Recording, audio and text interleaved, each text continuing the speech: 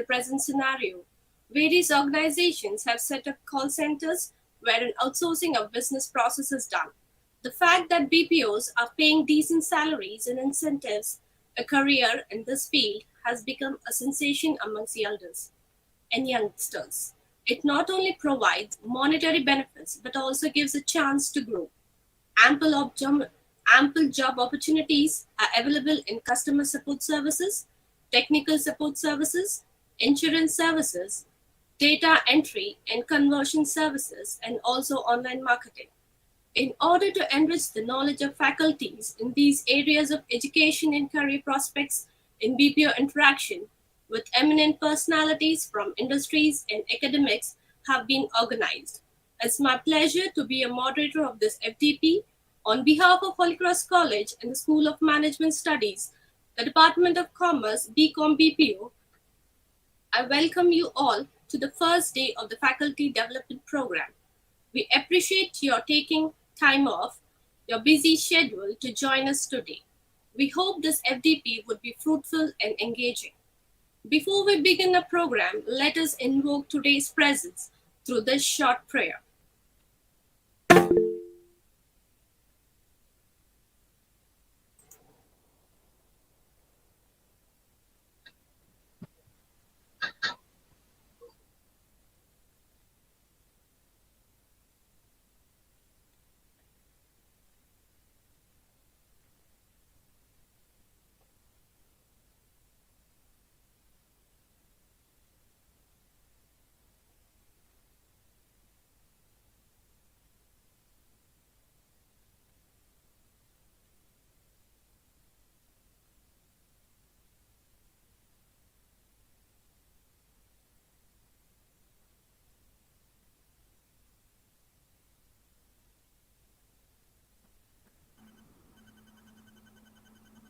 Aishwarya, you can unmute yourself.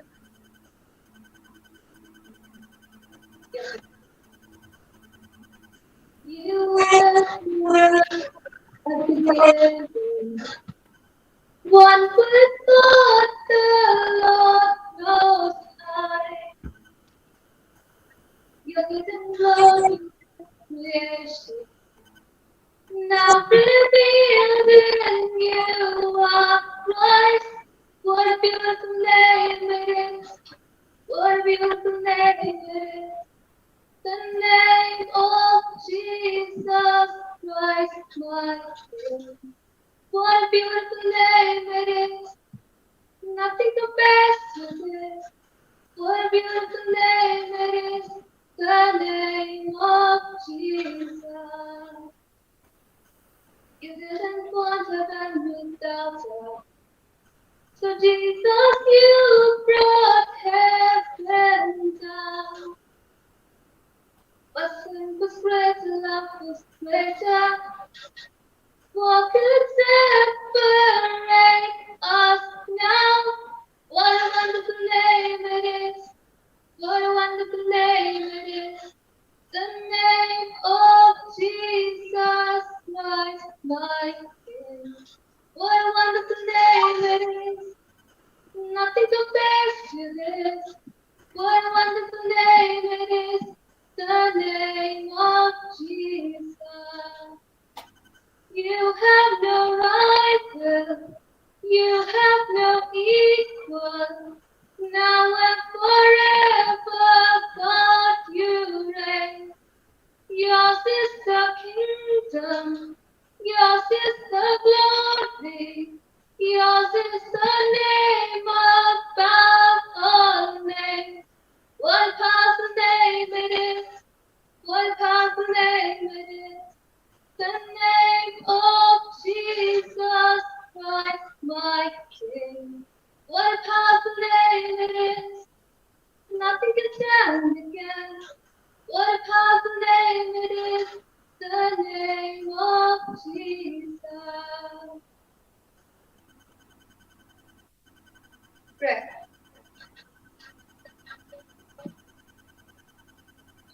For I know the plans I have for you, declares the Lord.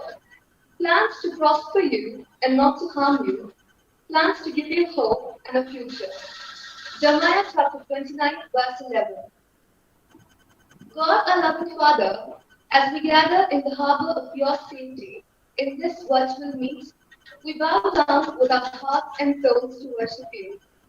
May we be enlightened with your knowledge and receive guidance through your wisdom. Bless our efforts so that we may accomplish our goals in a meaningful manner and make this event a grand success. Bless the speaker with coherence and determination to share what you have placed in their hearts so that we can impart valuable insight to us. Bless all the participants with patience and endurance to persevere to keep an open mind. Let us lead us to inspiring discussions and help us to value each other's opinions. As you have bestowed us with this opportunity to gather virtually, we seek your wisdom to apply these things for the betterment of the quality of life for today's and future generations. This prayer we ask in the name of our Lord Jesus Christ. Amen.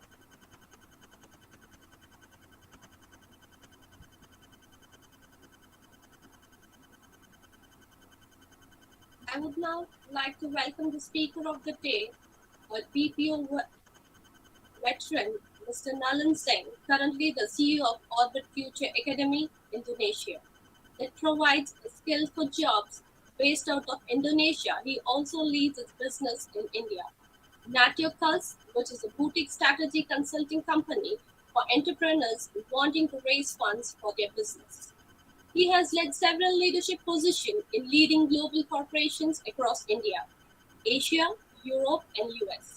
His last corporate role was as a CEO of a Fortune 500 company, boasts that he has experienced the high and low of entrepreneurship firsthand. He believes that mentors should be forthright and direct in their inputs to leaders. Nalan frequently speaks and writes on issues relating to education, skills, outsourcing, BPO cultural matters, diversity, aspirations of youth, and a variety of other topics related to the startup ecosystem. He has also been on the advisory board of leading corporates, various industry associations, and publications. He brings decades of BPO operation experiences, running BPO teams across a diverse range of BPO verticals. It is an honor privilege to welcome our Secretary, Reverend Sister Dr. Annie Xavier, and our eminent Principal, Reverend Sister Christina Bridget, for having given us this opportunity and being ever supportive in all our endeavors. Heartily welcome to Mr. Leo Fernandez, CEO of Talentees, former Managing Director of Accenture Singapore. Warm welcome to Mrs. Ramona Vishwanathan, Director Talentees, and the entire Talentees team working with our program. A genial welcome to all the faculty members of Holy Cross College and from other institutions across the country. Welcome to one and all. Now, we would like to present a short video of the BPO program.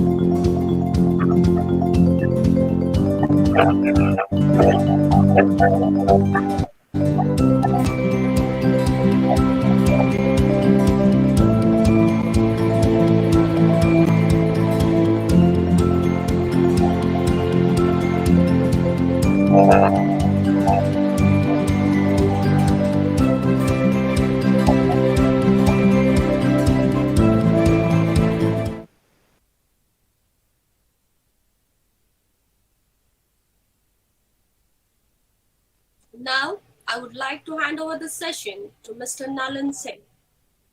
Welcome, sir. Thank you very much for having me here. Thanks to Leo. Thanks to all of you. I was watching that video and I was wondering what will I speak about because everything is already there. So I'm going to share screen. Let me uh,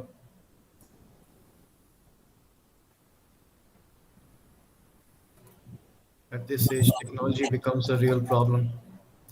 Can you see my screen? Can you see the PPT? Not yet. Okay.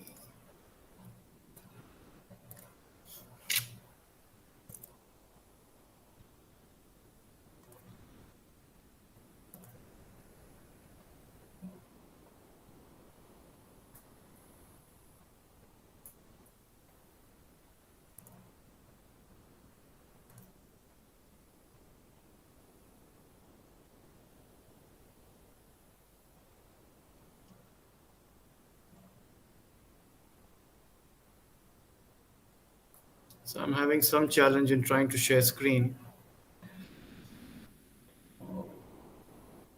Leo, do you have the presentation to run it? The one I sent a short while ago? Why don't you go ahead and start? I have it on my laptop now, and I'll just log Sure. in from the laptop. Just go ahead and start in the meantime. Okay.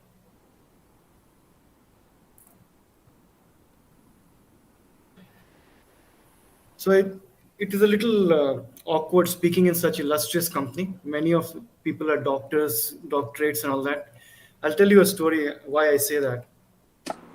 I started my education in Loyola High School, Jamshedpur, for the first 7 years before I shifted to Bangalore, and then studied at Clarence High School, and then went to Christ College for 5 years, and finally became a chartered accountant. But that's not the story.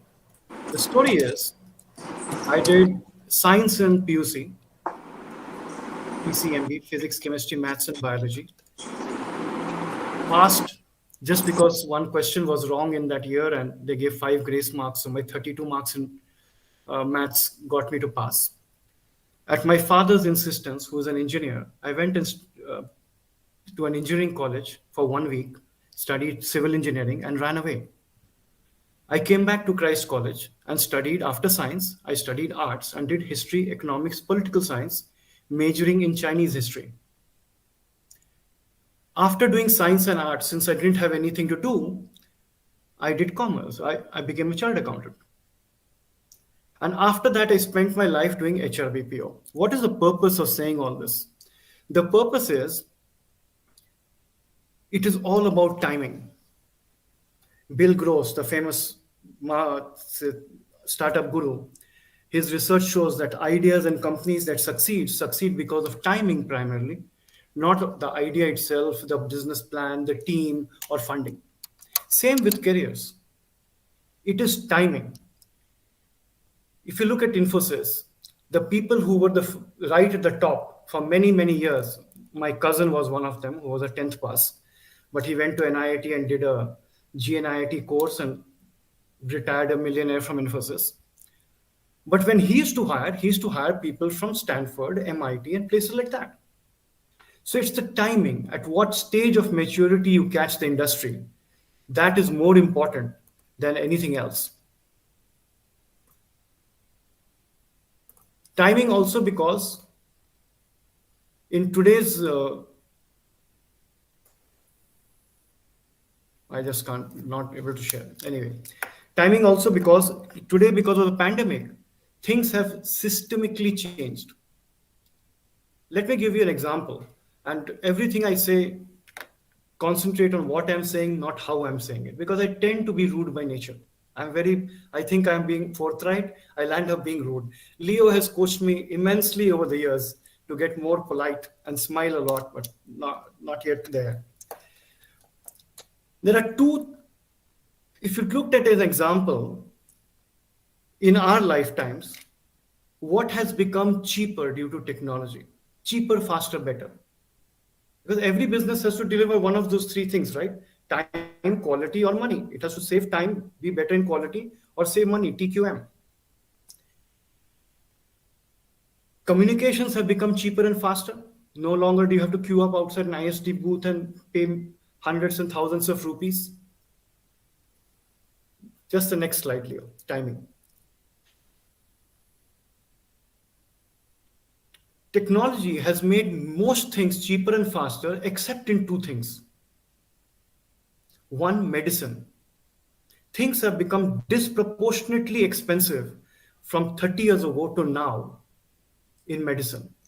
But the good news is when you walk into a hospital, the operation theater has changed a lot. All the equipment has changed. We didn't have CT scans, MRI scans, etc. So there is a slight justification for that. What really riles people up, because the classroom looks the same, is why has education become so disproportionately expensive? I know the government used to subsidize it. That's why I paid 17 rupees a year in Christ College, though it was a private college. But the general population is quite fed up. And what is happening because of the pandemic, and I'll explain that in a minute, is that we are facing a backlash. If you could go to the next slides, Leo. So what is the timing that we are living in today? We keep hearing all this, and you know all of these things. I'm just trying to refresh your memory. Moving from mechanized steam power to mass production to automation, which has happened in our lifetime, to what now people call Industry 4.0. If we take it further into the next slide, what is Industry 4.0? This is Industry 4.0. Why is it relevant to us? Because all the services we want people to deliver to other companies is in these areas. They're not going to do accounting, BPO anymore. They're not going to do any other kind of BPO, the HR and the finance and the payroll and accounts receivable, accounts payable. They're going to do BPO for startups that are in these areas. If we look further to the next slide, in what is disrupting? Education itself is ripe for disruption because of its timing. Because nothing changed, prices went up, and I'll talk about that in a bit more. But these are the foundational disruptive technologies. We keep hearing artificial intelligence. Believe me, it is as dramatic as electricity and steam power. It is all over the place. Artificial intelligence and robotics and automation is going to take away 80% of repetitive jobs. Since we teach BPO, we should be very careful of the direction we are taking and think of the expertise that is required to teach now and the kind of industry connections we need to get these people's jobs. Moving on, look at this map put out by the World Bank. India will lose 50 to 60% of its current jobs to automation. These are the times we are living in. We think it's not happening. I'll show you in a minute how it's happening. Let's move on. What else should we know? What are people doing that's going to change the world in the future? These are the 36 startups that they say will change the world in the future. What are they doing? AI-based protein prediction, mind-altering medicines, speed of light chips, quantum cryptography. These companies will require their business processes to be outsourced and worked upon. And if we are teaching our students accounting, HR, payroll, things like that, we are totally out of sync with the way where the world is going. Earlier, things would change slowly. When Nokia brought out a phone, the new model used to come once in 3 years, 5 years. Now you get a new model every month, every week. I mean, I don't know how they come up with the nomenclature now, because all the permutation and combination should have been over by now. Anyway, let's see some more data. Now, here is the unique situation that universities are facing today and colleges. You are stagnating. You're fighting for students.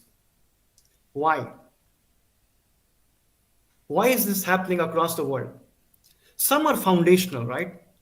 Whenever we start a business, and I know university is not a for-profit business, your mandate is to be not for profit, but your mandate is not to be for loss. You have to break even. Why are you stagnating? One, before you start any venture, you first do research as to what the clients need. None of our universities did that. They first set up a campus and thought my magic people will come. It happened for some time till there was socialism in this country. It happened before the social media revolution, and that generation ended in 1985-90. We may be the last remnants of that generation, definitely me. Why are we stagnating? Our philosophy, policies, alumni, faculty, local industry, everything we have set up is only the hard infrastructure. We don't concentrate as much on the soft infrastructure. It's like buying a laptop and saying, I won't buy the software, or I want that for free. Second, we are in a world where everything is controlled by technology and AI is the future. We have none of that on the campus. Don't get me wrong, I've not seen your campus. I saw a beautiful video. I'm sure everything is there. I'm speaking generically. Third, all of us as educators have been taught how to teach. We have not been taught how to do business. We have not been taught how to give jobs. So we are administrators. We are not networkers by nature. Most of us are introverts rather than extroverts. So to expect us to suddenly produce students who will go out there and network and get jobs and start up businesses is an unfair expectation. You need industry expertise to come in. Second, fourth one, our curriculums are way out of date. Today's children have a growth mindset. In my time, when I said I want to be an entrepreneur, I got a tight slap. Today, people proudly say in society, my son or my daughter is an entrepreneur. These people have a growth mindset. Why are we teaching children with a growth mindset through a fixed curriculum? How can you teach children with a growth mindset using a fixed curriculum? They hate us. Mentoring. Everybody believes they are doing mentoring. But what do? We catch the first alumni who's semi-famous, some guy who's semi-famous, put him in front of the camp students so long as they come free, and say what we want them to say. No accountability, anyone available. I'm sure all this is not happening in your world, but I just like to rave and rant to everybody I meet in this sector. Let's move on. What is the quantum shift happening in the world of university and education?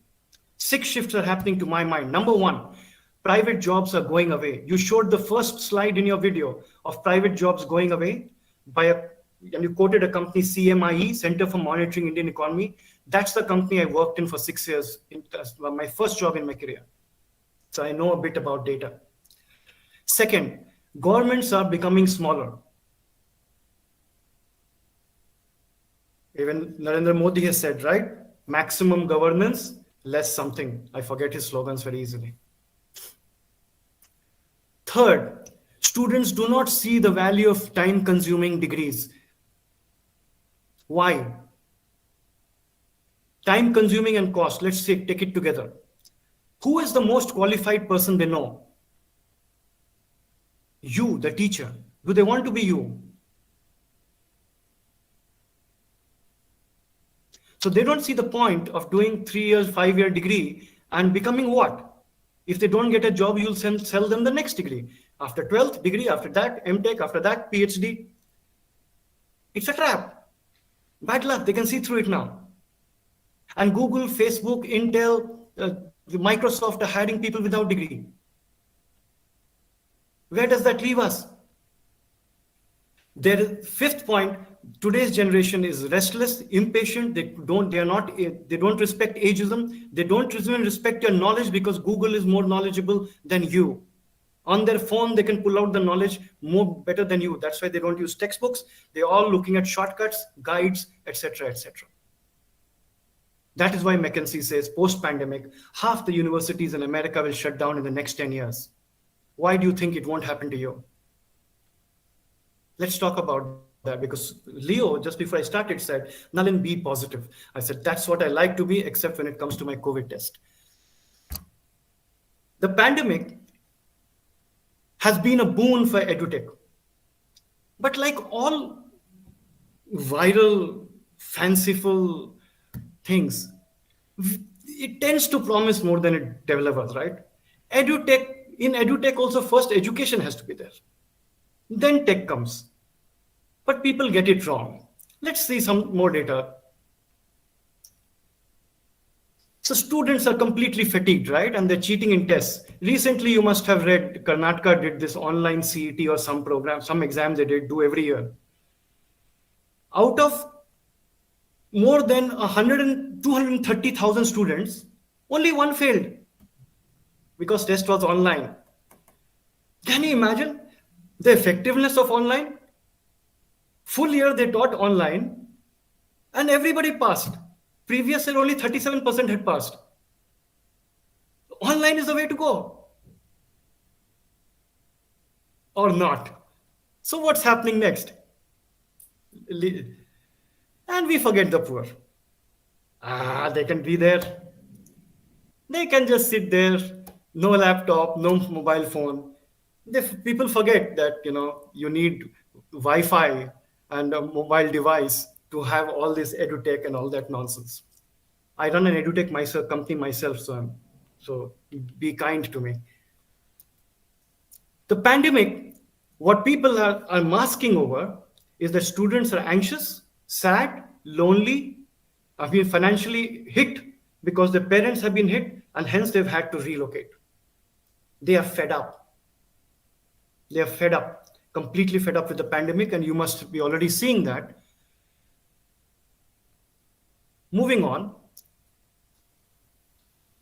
I came across this ad, and I'm not discussing this man's son. I'm sure he didn't send him to Bejus, and I'm sure he didn't take a course there either. I was just looking at this and thinking, even for animals we have SPCA. Why not for children? Firstly, they go to class for 8 hours a day.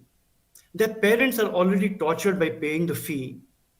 Then they come home and the same teacher comes online. And now there are two of them to torture the child again.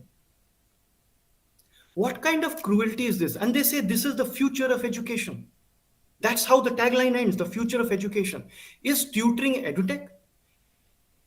It is scavenging off a social dysfunction. These people should be lined up and put in jail.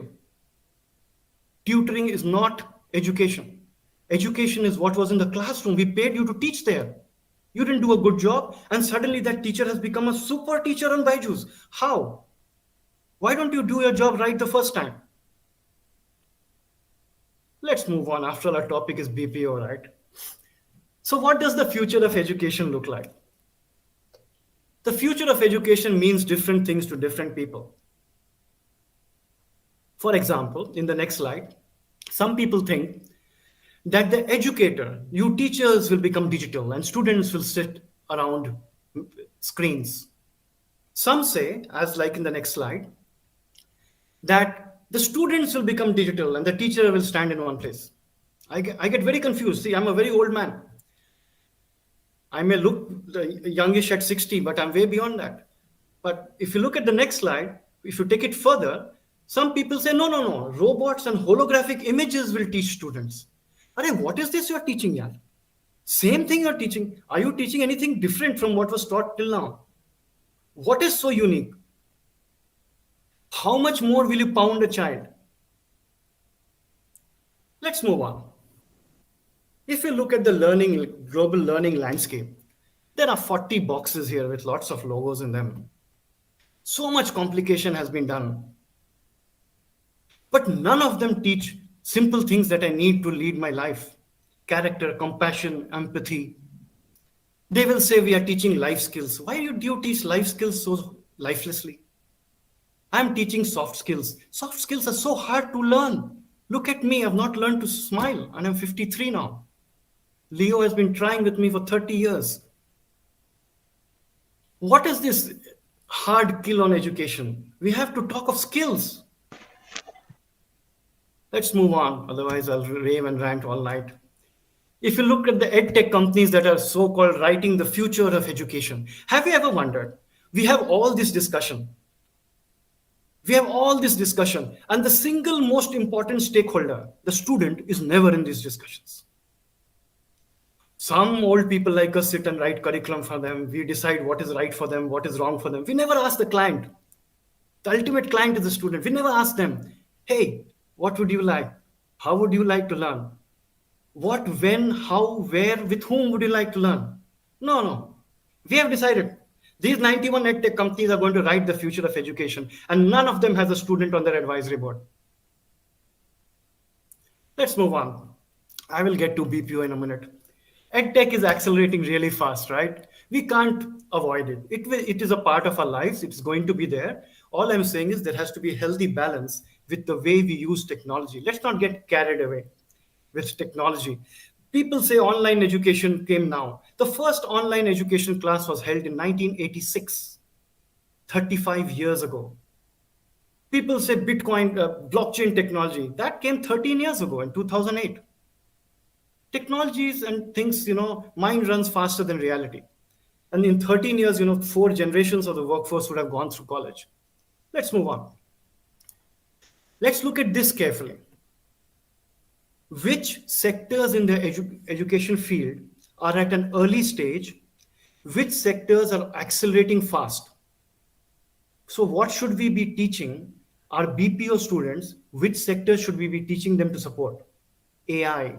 AI is right at the top quadrant. If you don't infuse AI into your curriculum, if you don't infuse these things into your curriculum, they will go out there and get frustrated, and employers will get frustrated as well. And if you don't learn AI yourself, you will be a relic in 2 to 3 years' time. For me, if I had to have a regret, it would be that I grew up in Bangalore, but I never caught on to the IT boom in time. But I caught on to the BPO boom because I was not that educated. I didn't have choice, so I went into jobs nobody wanted. I got into BPO, I made a career there. AI is that is happening today. And AI is technology agnostic. You can do arts, you can do science, you can be a singer, musician, you can still do AI. Let's move on. So edutech is being hyped over, but there's a huge gap between expectation and what the current condition is. There is no innovation in doing tutoring. There is no tech. That is, I can use WhatsApp video and do tutoring. Why do I need a Baiju's platform? Have you wondered what they do with those billions of dollars? But it's a danger to us, right? At the end of the day, if you look at their balance sheets and the advertisements they're putting, they're selling global courses locally. So now, as a university, you have to compete with the global courses. The kid can sit here and do a global course. But the opportunity for you is, if you specialize, for example, in the BPO sector, you can also sell national and global courses. You can also scale up. The trick is in a different dimension, which I'll talk about in a moment. Let's move on. We'll skip this video. Let's talk about BPO in case you thought I had gone off the topic. Business, that means business process outsourcing. What are you trying to teach? First, you have to make the guy understand how a business runs. For that, you should understand yourself. Unfortunately, we never did business. So you need industry experts. You need private-public partnership. Then they need to understand how a process comes together end to end and how it adds value. Where does the accountability lie? The only process we know is of education. Now suddenly we have to teach industry.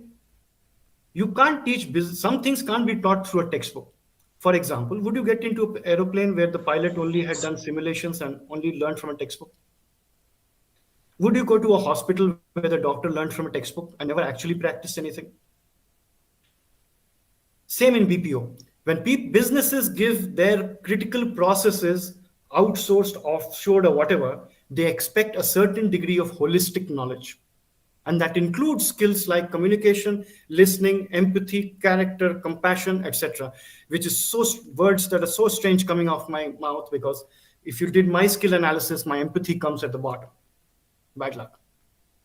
Takes a strain even to say it. Let's move on, Leo. So if you look at BPO and you just looked at the high-end numbers, we would all get very excited. Wow, 7% growth year on year, 76 billion market. Look at the arrows. They're all going one way only. It's like life on an Excel worksheet. Have you ever wondered all the Excel worksheets, when people make plans, the arrow only goes one way? Have you ever seen life go that way? Even your ECG goes up and down to keep you alive. If it went flat, what would happen? Okay, largely North America centric. How much ever you may cry China, China, China, World is still America centric, at least for us, because it is English. Let's move on. Here's the bad news.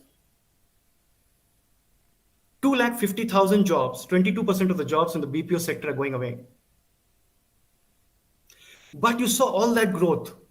So what is happening? If you put the two data points together, what is happening? Specialization. More and more specialists are being sought who know industry, who know how to run large processes, and they are being paid higher. BPO is no longer a bottom of the rung job. Let's move on. I'll explain what that means. Robotics and artificial intelligence is robbing our children of their future, especially when it comes to jobs. But the surprising thing is, if you look at the next slide, socially, it is accepted. The general population is saying AI is good for society. They don't know what they're doing, right? None of them know AI. It's a beautiful term. They think it's that robotic thing that cleans the floor, or Netflix, it gives you your choices, or Google gives you what you're buying. Even in the next slide, you will see there is general consensus that people want AI. So we can't run away from it. Which is the sector which will lose most jobs? Business services. So you need to rethink how you position and how you specialize. But what should you specialize in? Let's move on. This again just says that Asia Pacific will be a huge market and it will continue growing. So don't get me wrong. The overall market in terms of value is increasing. In terms of number of jobs is coming down. So per person is being paid more. There is an opportunity. It's not a problem. Let's move on, which means that you have to try that much harder to get these people ready. What are they going to do? Customer relationship management, which was traditional BPO, is only 5%. The thing that is growing fastest is vertical specific BPO and knowledge process outsourcing, things like supply chain and all that. Asia Pacific will grow the fastest without a doubt. Because Indian market also is maturing. More and more specialization is happening. If you look at the next slide, if you look at the Indian market, overall size is going to go up. And you extrapolate that or lay it over the fact that it is the number of jobs are going down, only means fewer people are being paid more. Let's move on. The other good news is our clientele or target audience, or there must be some more sophisticated word to call them, is still favorably inclined towards BPO as a job option. All these are good news. Moving on. So if jobs are going away from India, where are they going? All these guys are stealing our jobs. They got onto the bandwagon. Either some because of language issues, but for example, all call centers went to Philippines because they were cheaper, better, and they whined less than Indians. I don't know how else to put it. The pandemic is making people paranoid that they want, just like in manufacturing, they want the supply chain either onshore, nearshore, or within their eco park. Same thing is happening to BPO as well. So you have to distinguish yourself, specialize, use more industry people, more industry knowledge, connect deeper and wider. You have to go to industry and ask them, what can I do for you? What kind of batch should I create for you? Who's going to have that conversation? Let's move on. So, although there is growth, impact on the workforce is high. Low-end jobs are vanishing, disappearing.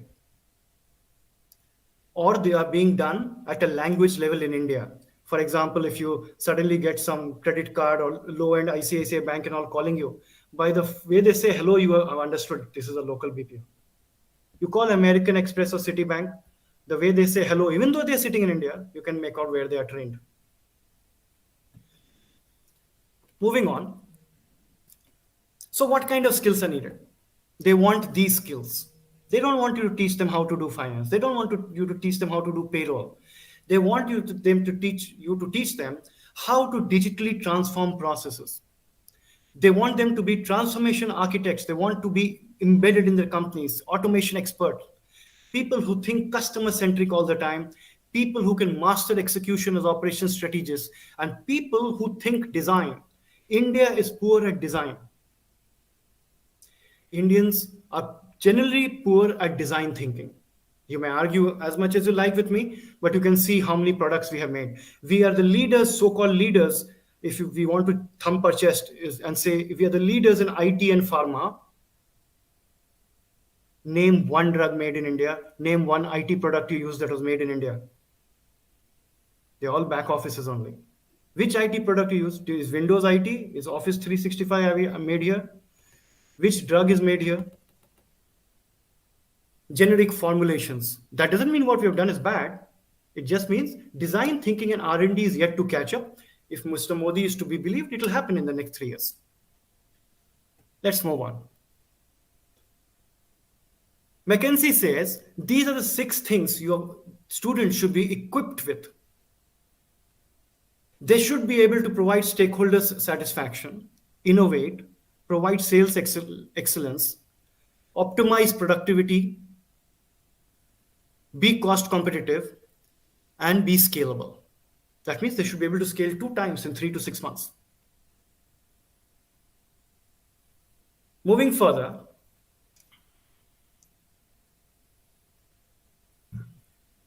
if you probably have seen all these charts that I'm showing, but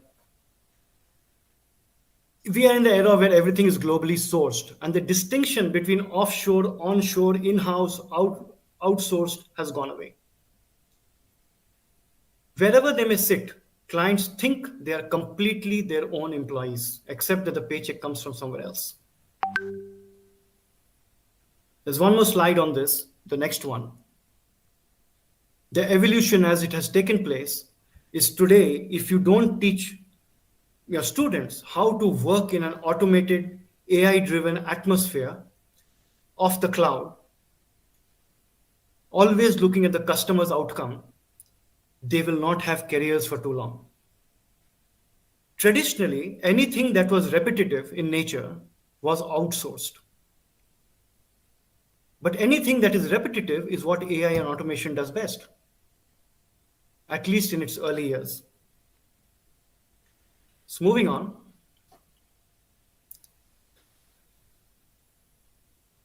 People expect that these BPO, KPO, whatever terminology you use, these knowledge workers will be able to manage incoming demand, reduce manual work, enable through advanced analytics and artificial intelligence, and finally, increase whatever little manpower is there, optimize it. This is the expectation. The expectation is not that you'll do my process well. That died 5 years ago, unless you're working for some low-end client or new startup. The sophisticated clients expect all this. Let's move on.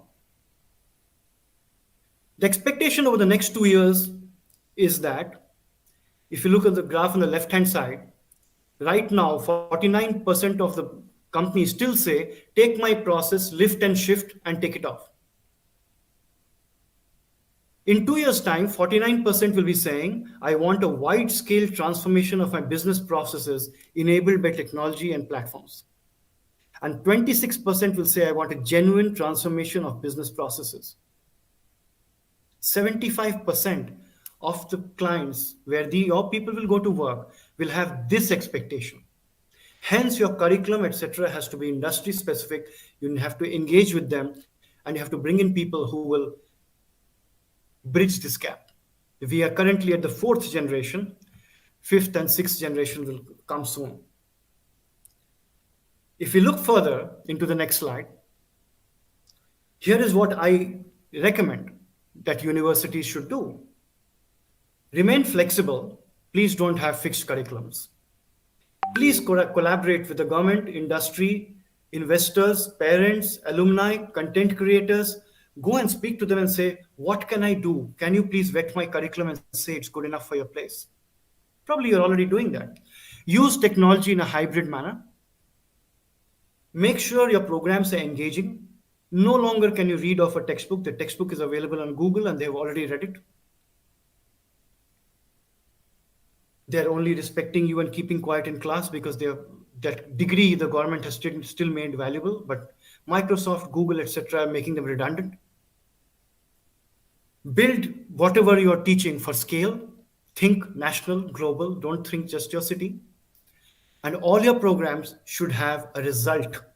He or she must get a job or must become a job creator. Either a job seeker or a job creator. You have to fulfill that ambition. Their ambition is not to get a degree from you. If you look next, if I was to divide how you institutionalize knowledge, and it is very ironic, it is coming from me. I already told you my background upfront. All of you know this better than I do. Here is how I think of it as a layperson. The what questions for which we used to go to university to learn. What is this? What is chemistry? What is biology, etc.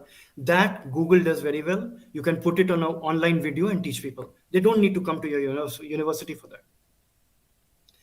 Once they know the what, they want to know why is it important.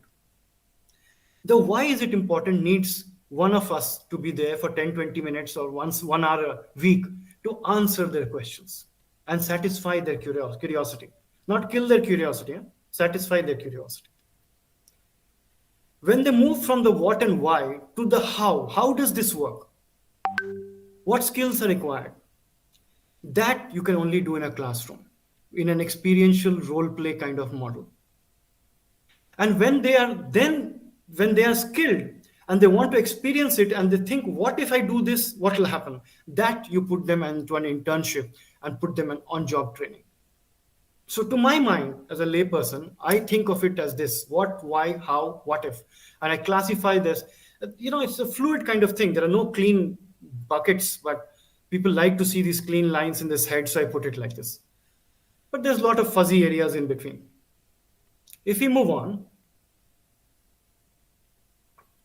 so finally, if you think, why should people come to your course versus any other course? Why should people come to this university versus any other university? After all, even if you're teaching aeronautical engineering, you are teaching from the same textbook. Same kind of classroom, same kind of lab. What is different? Why is a Harvard, Wharton considered more? You are teaching same chemistry, same BPO. Why they go there and here? Why are they perceived to be better? It is not what you are teaching. It is who is teaching and how it is taught. Look at our own childhood, at least mine. My interest in subjects was not because I was inclined to a subject, but because the teacher was good.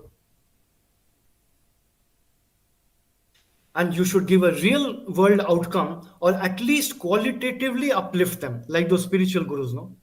They don't give any outcome. They keep you confused. But at least you feel qualitatively uplifted, even if it is false. After all these spiritual gurus, etc., they're only because death is there, the certainty of death. Otherwise, we would all be behaving any way we liked. So always think user experience. Always think client. Always speak to client.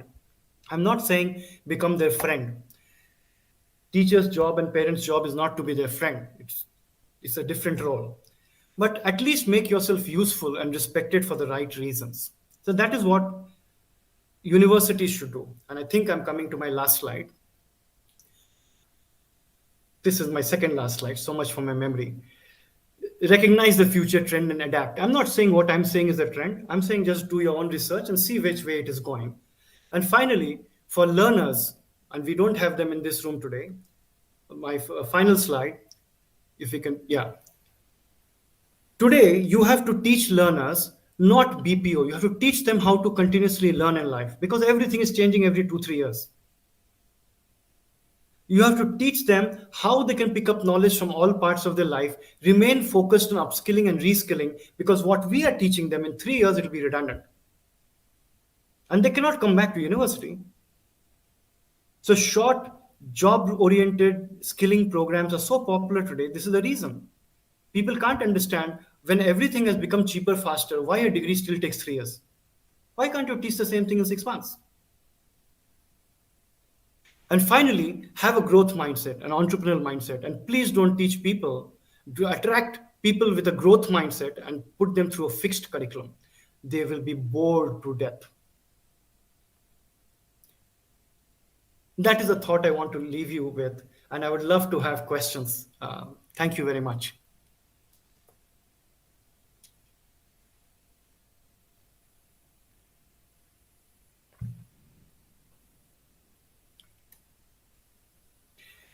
How online learning can be implemented in interior part of country. So that's an interesting question. You may not like my answer. Why do we need equality? Why does everybody have to be the same? What is equal in life? Has God blessed each one of us equally in life? Are you born with the same skills, same background? So why should everybody be taken along? If somebody doesn't have a device, doesn't have Wi-Fi, and our country is poor, bad luck. Bad luck. Why should everybody get online education? Why should Wi-Fi reach the villages before the food, clothing, and shelter? What is so important? Why should a person not have a toilet, not have their parents earning money, but should be sitting in front of a device and learning? Let's get food, clothing, and shelter right. And if education helps, great, no problem. But I'm not a big fan of getting online education to every child in the world. Some will die. It's natural. Some die at birth. It's okay. It might sound cruel, but that's life. Even nature is not equal. It may be a good, so by now you have already guessed, right? I'm not going to ever fight elections in my life. I'm not a good politician. So that is the government's job. But it is sad that Wi-Fi has reached almost every part of the country, like Coca-Cola and cigarettes. Even before water has reached, electricity has reached, and food grain has reached. I think the priority is wrong. Education can wait. For these people, it's okay. They need food, clothing, shelter first. And right now I live in Indonesia, Jakarta. Indonesia, per capita, they have 270 million people on 17,000 islands. If you take a flight from one end to the other end, it will take you 10 hours. It's that big. It's also India's closest maritime neighbor. It's not Sri Lanka, it's Indonesia. Between Banda Aceh and that island we have in Andaman Nicobar, we are only 50 miles apart. Indonesia, per capita, is 3 times richer than India. Just 3 times richer. Drive down the streets, any part of this country, there is no homeless person, there is no beggar, there is no poverty, nothing. So some of the things that we do are a little skewed. We need to build infrastructure, we need to build all of that. Indians are naturally inclined towards education. In Indonesia, nobody cares about education. If they pass 10th standard, very good. Till 15 years ago, it was the law that you can't study beyond 10th standard because the dictator wanted to keep them uneducated. There's complete skill shortage. But I'm teaching AI here. Any other questions?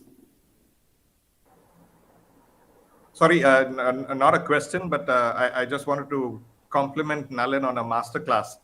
It was intended to be a session on BPO, intro to BPO, but I think he's given us the whole range, from the rationale for how BPO started to how the BPO classroom should be to the future of BPO.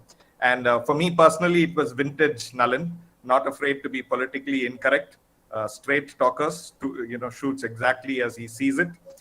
And it was a tour de force on education itself. So I really, benefited personally from listening to the session because I think the best compliment that you can give to a speaker is whether he disturbs the audience. That's the best compliment I have ever received whenever I'm a speaker. That sir, you disturbed us. What happened, Leo? Alan did that. Yeah. When our host introduced and read my bio, 2 thoughts came through my mind. First was, why are my wife and 2 teenage children not there to hear this? At least they will think I'm less worthless than what I am. And second, This kind of flattery goes straight to my head, and then I become insufferable. No, but thank you very much, Nalin. I think that was an outstanding presentation. Really covered the whole range from how we have to revisit education itself, put the child back at the center or the student back at the center of how we design education. So personally, very beneficial. So not a question, just congratulations for an awesome Thank you. presentation. Thank you. Remember the 3 I's: the innovation, the industry, and finally the investor. Who's the investor? The guy who's going to give a job or the guy who's going to fund the startup. The 3 I's.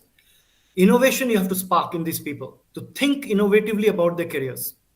Industry you have to bring to the table. You have to ask them. Unless you solve a problem for them, they're not interested. Otherwise, they'll just come once in a year, give some speech and go back. You'll give them some plaque and all that. They go keep it in their office. And finally, who is going to make these children's careers fulfilling in a job or if they are a startup? So that should be at the center of it. And then the 4th I, the institution will naturally flourish.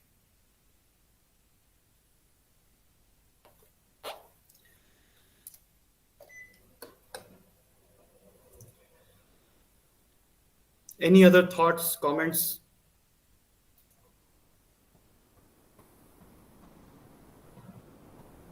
And Nalin, a quick question from me on the whole BPO education process. One of the challenges that institutions have to deal with is the wide diversity in the incoming student base. You have a wide variety of students who are coming in, some with the right aspirations, some with not so good. Even their communication and language can be quite a spectrum. So how does an institution deal with that diversity? As you said, it's very often a fixed curriculum and different students at different levels of the learning curve. So how do you bring all the complexity that you spoke about in terms of BPO sufficiently within grasp of a wide variety of students? So, and there is also the compulsion that you need a certain number for a batch. After all, you have a financial compulsion as well. Don't treat everybody the same way. You get a class of differently abled and skilled people. You split them up differently abled and skilled. Put your best educators with the best people, not the worst people. Don't frustrate the educator, please. Put the best with the best and create a super class and put them in the industry, which will give you your name, fame, recognition. Put the others in others. No? So while there's Google who's hiring, there is also the local startup that needs somebody cheap, best, and is willing to compromise on language, etc. Language is not a criteria anymore. I don't see that as a disability. But certainly, sometimes people have a certain skill. So split your batch in different ways. So either ask the industry what you want and create those batches, or you have those batches and go to the right industry and do the matching and say, I have a batch perfect for you. You don't have a high quality product. I don't have a high quality batch for you. Your customers always complain. I have got guys who will just make it a little better because you can't afford to pay more. You have to have that conversation. Because otherwise, everybody will say, I want the best. And everybody should be the best, but they won't be willing to pay for it. So create price points in the class and push them in different areas. Put the best with the best. Everybody doesn't get everything.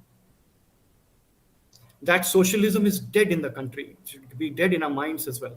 But sometimes because we are a non-profit organization and we are driven in a certain way, or our value statement and all that starts saying all those things, then it confuses us, right? We try to make everybody, and what happens is we bring everybody down to the lowest common denominator rather than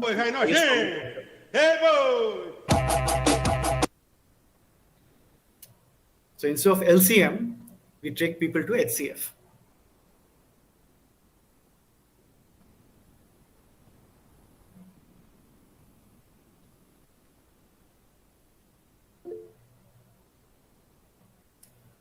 Oh, by saying sorry, you identified yourself. That's not good.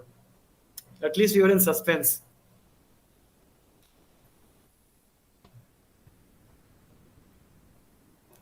So if I may ask, what is it that you all are doing, Leo, in this university? That video gave me some idea, but I'm quite ignorant. No, really, it was a kind of first step, shall I say, baby step to move, in a different direction in terms of making what is already a regular course, so a BCom course that currently exists, and how do we make it more job ready? So the BCom courses that are taught in the traditional way that BCom courses have been, but how do we take one batch, for example, and give it a job friendly, job specified kind of skill set? So it's really, I would say, the first baby steps that we've taken to develop a thinking towards what you've been, sharing about this last 45 minutes. How do we work backwards? So what we've tried to do is to say, this is where jobs are going. So can we bring those skills into the classroom and build on what the students would learn during a typical BCom course, but give them these additional skills and knowledge so that, employers see them as more production ready. So you see, because employers are moving to digital and AI, you should infuse that flavor that all our BPO people are digital and AI ready. Not just in words, but actually some Very curriculum true. and all that.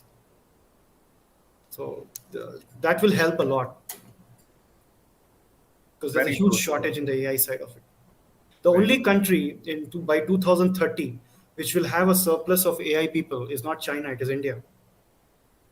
Every other country has a shortage. So where will they hire from?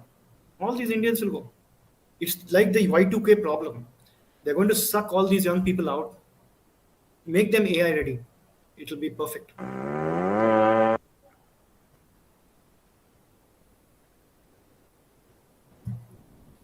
Thanks, Nalin.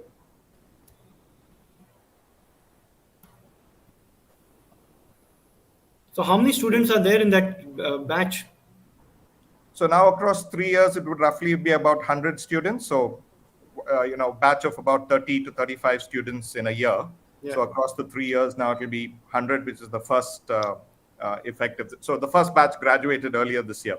So that's the first step at Holy Cross. But I'm sure other colleges across the country will start looking at this experiment. And part of the reason for this conference is to get that excitement going around a new type of program.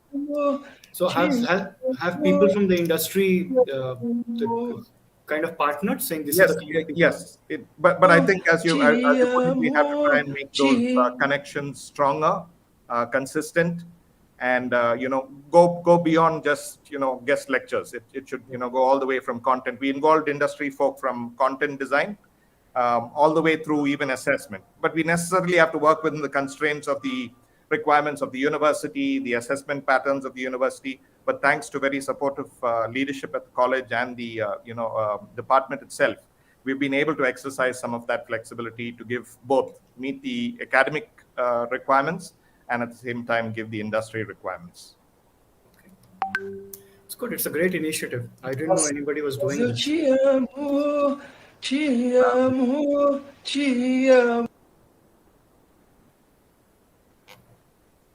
So somebody finally, Flavio had to.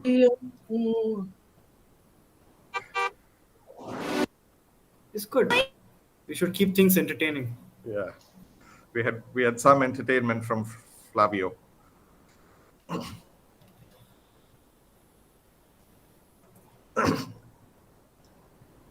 Any other questions from the faculty, either from Holy Cross or the other colleges who are attending? Thank you all for coming. But any questions that you have?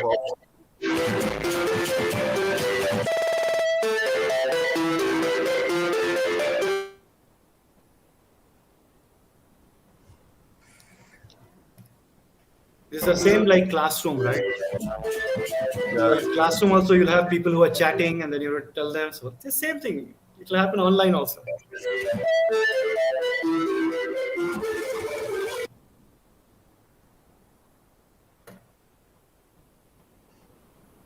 So he's just mentioned he's from Brazil, so we had that global element as well.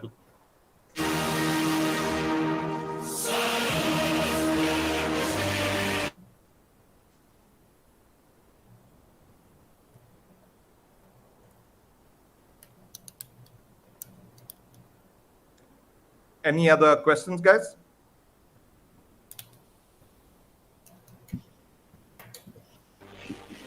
Indra ma'am, you had a question? No, sir.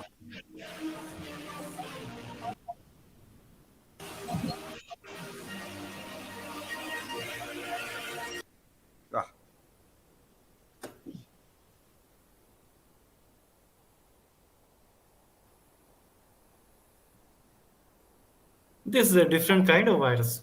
Yeah. Josephine, ma'am, is it possible to remove him? Whoever is the host can do that. Yes, sir, we are trying, but I don't know. So they are, if it is being photobombed, at least it is not something Yeah. obscene as yet. Tolerable. Yeah. You may give him ideas. The entertainment's gone. Okay, thank you, sir, for your inspiring speech on introduction to the BPO industry. Sir, it was a thought-provoking and educational session. From the beginning till the end, it was really effective and made us think.